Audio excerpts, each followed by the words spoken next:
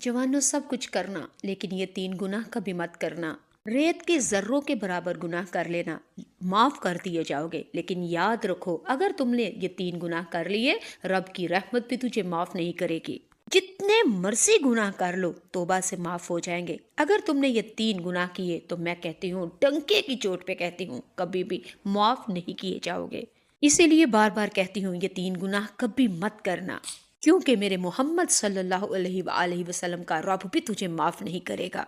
मेरे प्यारे बहन भाइयों, जिंदगी सिर्फ और सिर्फ एक दफा मिलती है, और जिंदगी के बाद आपको यकीनी मौत है, और हर जान ने मौत का जायका चखना है। ये जिंदगी तुम्हें जरूर लज्जतों में उलझाएगी, जरूर तुम्हें आसानियों में, अय्याशियों में उलझाएगी, लेकिन याद रखो उस रब को मत भूलो, उस कब्र को मत भूलो। तुमने कल बरोज़े क़यामत रब के सामने जाना है। क्या हिसाब दोगे, क्या जवाब दोगे कि जवानी को अय्याशियों में गुजार दिया, फरागत को अय्याशियों में गुजार दिया, और मैंने अपने तेरी नेमतों को कहाँ साया किया।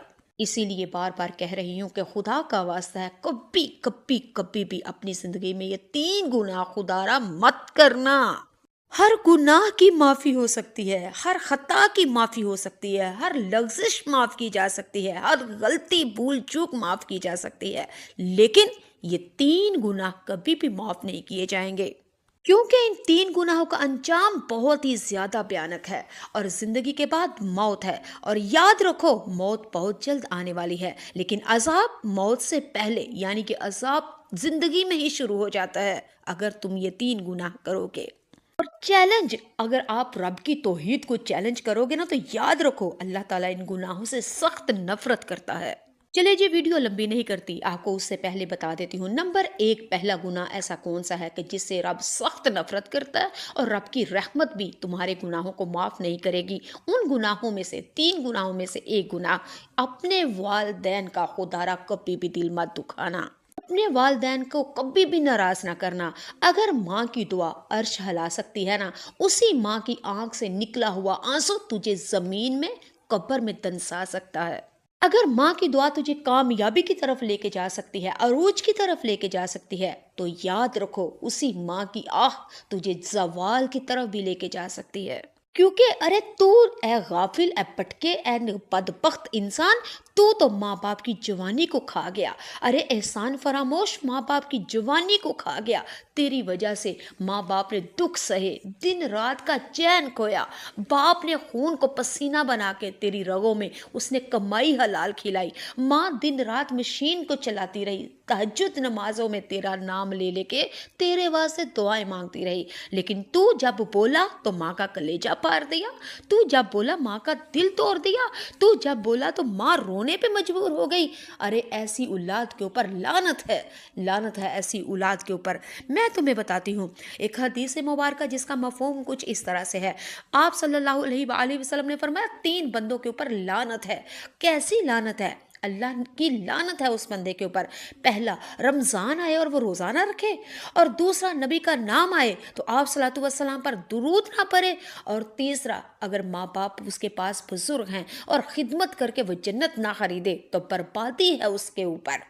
तो मेरी प्यारी बहना, याद रखो, आपने 3 गुनाहों में से एक गुनाह के बारे में मैंने आपको बताया कि अगर वालदैन का दिल दुखाओगे, उनको नुकसान पहुंचाओगे, उनका दिल तोड़ोगे, उनको रोने पे तुम लोग मजबूर करोगे, उनका सुकून छीन लोगे, उनका चैन छीन लोगे, तो याद रखो अगर माँ बाप की दुआ तुझे अर्श तक लेके जा सकती है ना, उनकी आँख तुझे कब्र, ज़मीन और ज़वाल तक लेके जा सकती है।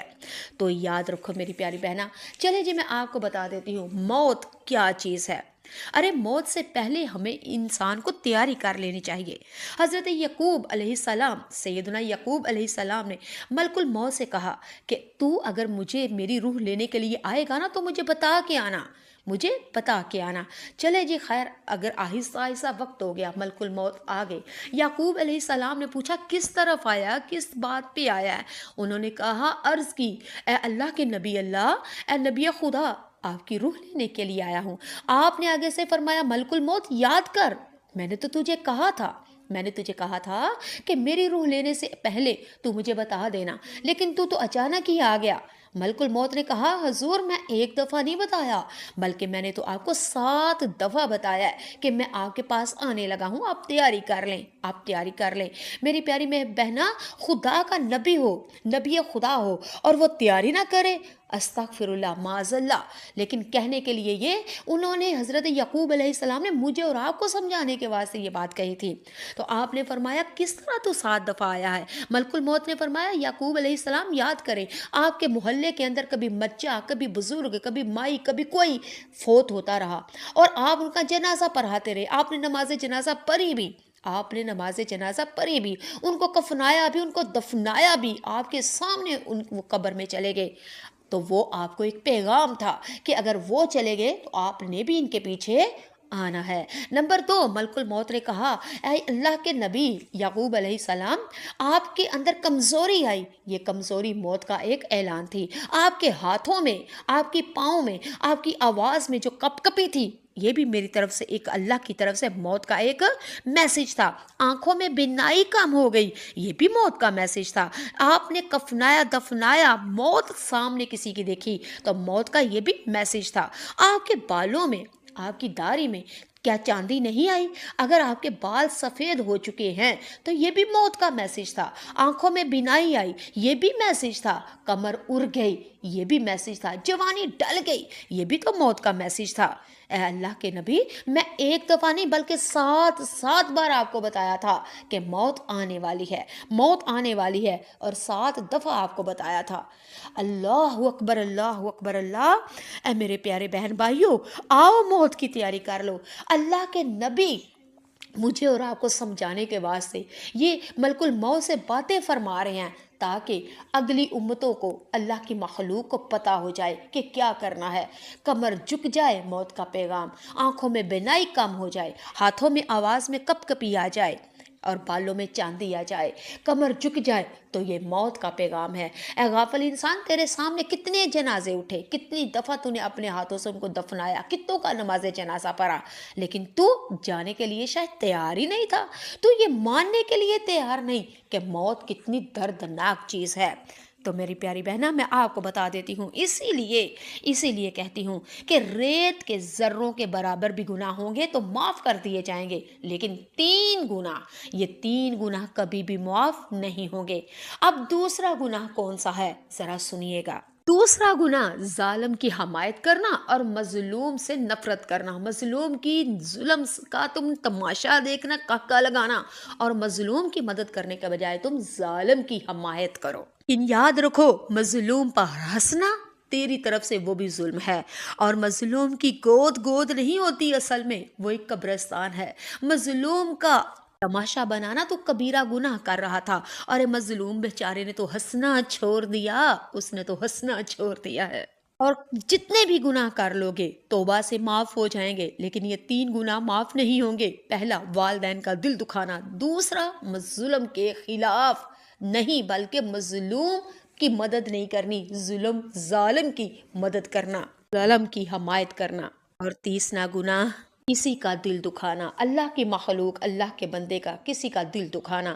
یاد رکھنا، اگر کسی کا دل توڑو گے تو کبیرہ گناہوں میں سے ایک گناہ ہے، اور یہ حقوق العباد ہے۔ حقوق العباد بھی رب معاف نہیں کرے گا جب تک جس کا تو نے دل نہیں دکھایا اس سے معافی نہ مانگ لے۔ اگر تجھے وہ بندہ معاف کر دیتا ہے تو میرے رب کی رحمت بھی تجھے معاف کر دیتی ہے، اگر وہ بندہ تجھے معاف نہیں کرتا تو رب کی رحمت بھی کبھی تجھے معاف نہیں کرے گی۔ اگر تم یہ 3 گناہ کرتے ہو تو رب کی رحمت کے دروازے تیرے لیے ہمیشہ کے لیے بند کر دیے گئے ہیں۔ میری پیاری بہنہ، اس ویڈیو کو شیئر کرو اور آگے پھیلاؤ صدقہ جاریہ سمجھ کر، کیونکہ اگر یہ ویڈیو دیکھ کے کوئی عمل کرتا ہے مجھے اور آپ کو ثواب ہوگا انشاءاللہ۔ نیکی کر دریا میں ڈال، اور نیکی کو کبھی بھی ہلکا مت جانو یہ سوچ کر کہ نیکی چھوٹی ہے۔ میری پیاری بہن بھائیا، نماز کی پابندی کرو، قرآن پاک کی تلاوت کر کے اس کے اوپر عمل کرو، اور اب مجھے بتائیے گا کمنٹ باکس میں کیا آج آپ نے درود پاک پڑھا اور کتنا پڑھا، اور آپ نے کیا درود ابراہیم پڑھا، اور آپ لوگ میری ویڈیو دیکھ رہے ہیں کس شہر میں، کس کنٹری سے ہیں، اور کیا یہ ویڈیو دیکھ کر آپ کا دل ذرا ایک دم توبہ کرنے کے اوپر آمادہ ہو